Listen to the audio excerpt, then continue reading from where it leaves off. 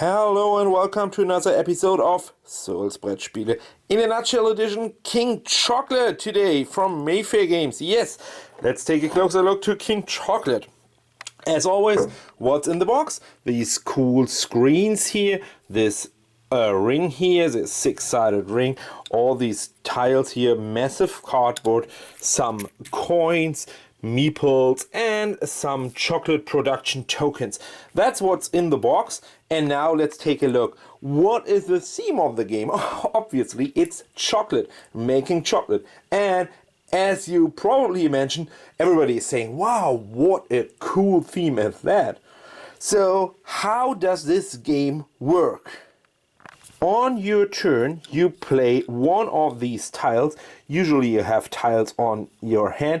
You don't have to, but usually you have. Let's say like this. You can place it outside of the ring or inside the ring. It doesn't have to be always attached red to red and yellow to yellow.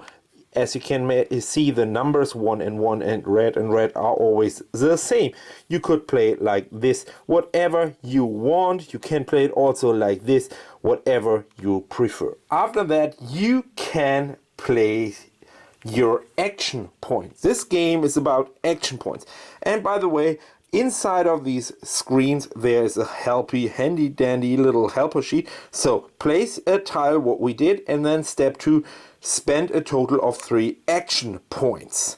What can you do for action points? First of all, you can play a worker for 2 action points on a group. In this case here, on a group of number 3. That is an action that takes 2 action points, placing a worker. You could also place it, if it's like this here, for an example, on here, which is also 2 action points. The second is moving chocolate. Moving chocolate has to going from level 1 up to level 2, up to level 3, and up to level 4, 5, and 6. I will build up the map a little bit more and explain it in a second. Let's assume it is like this. So now you have 5 rings here. So when you produce chocolate or start producing chocolate, you take simply 1 cube for each single circle in there. Moving would be either taking it from the supply and put it on number 1, or from number 1 to section number 2. If I would move it from here to here, I can only take 2, obviously, because there are only 2 rings. However, here are 4 rings, so I can place 2 and 2. And for each for each cube I move from one of my circles to another one, black will get some money. In this case, $4, because each single cube is worth 1.1 buck. And this is how the game is all about, making money. The last player, like here in this example, if you have stage number 6 here, goes up to 6 rings. It could be more. It doesn't have to be the same. If it's like this, it could be up to 7. However, when he's moving the action as 1 action point, he gets $6. And again, bucks is all the victory points at the end of the game. This is one thing you can do, is moving your chocolate production. The other thing is bringing in a worker. Moving a worker, if you don't like this anymore and you want it to go here, you can do that as well. And the last action you can do is simply taking a new tile into your possession for the next turn, to prepare for the next turn. So you have 3 action points each turn to spend. This is what King Chocolate is all about. The game takes longer and longer until everybody has picked up enough of the tiles and you're running out of tiles, and then the game is over, roughly an hour.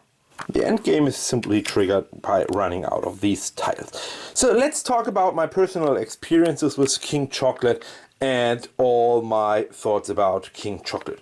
First of all, please imagine I'm just placing these randomly here right now, just to show you how this looks on the board, so, or on the table. This could happen on the board. So and some workers are placed out here. So as you can see, first of all, it looks totally confusing. The colors, they are cool because these are the earth tones, these earth colors. It looks really interesting. Also the screens, if you can see, thematically the colors make sense. However, first of all, the game has no theme at all. So you're just taking cubes, moving them around.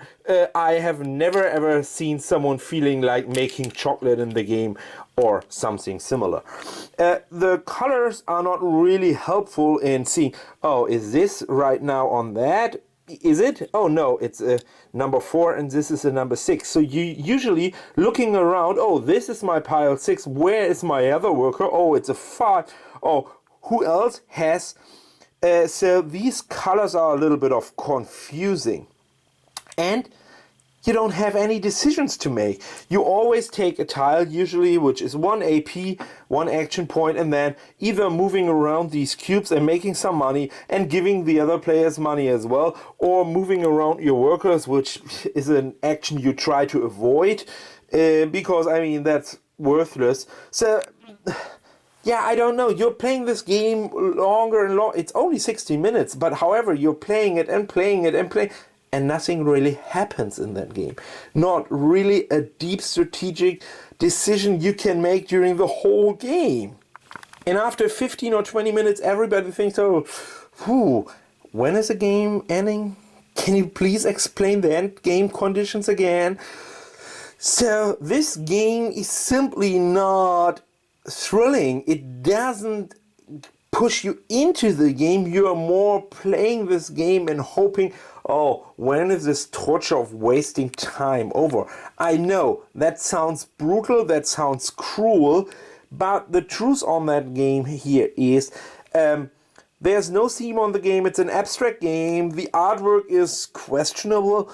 The decisions you were making at each single turn, it's 3 decisions, so placing a tile and then spending 3 APs. Once you spend all your 4 workers you have, so placing a worker is not an option anymore, so then moving a worker, production, or taking a new tile. So what you're doing is simply try to maximize your production chain here by having a huge number 1. Number 1 is always good because everybody has to bring in cubes on number 1, and number 6 is also good because bringing out cubes. I mean, and if you are now trying, here's another one as the black player, trying to divide them that they can never be combined. You always have the big pile of 1 and you pile up some money, you get more and more money, and that's all you're doing in this game.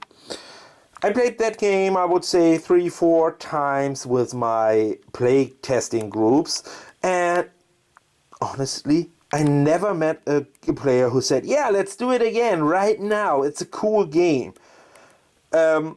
Which is usually a bad sign. I mean, from time to time you have this, oh, this is a brain burner, I cannot play it right now again, however I wanted to play it next week again. That could happen if you're playing a heavier game or a longer game. But on a game like this, you would expect people saying, oh, I wanted to try out this strategy next to... No. The people saying, okay, Nils, do you have any other games with you? And I said, yes, well, let's play another one. Yeah, and as you can hear, I'm not super satisfied with this game, so therefore I will not torture you anymore and end up my personal experiences King Chocolate here, because the only thing I can say is I simply not like this game, and probably it's a game for a very little niche of players, and I cannot even imagine what this niche is. However, there will be likely some players out there who like this game, and for those, I hope I gave you a little bit more insight in King Chocolate. But please keep in mind, this game has nothing to do at all with chocolate. It's an abstract tile laying and moving cubes around game. That was Nils in a nutshell edition. See you next time. Cyrils Brettspiele. Bye bye.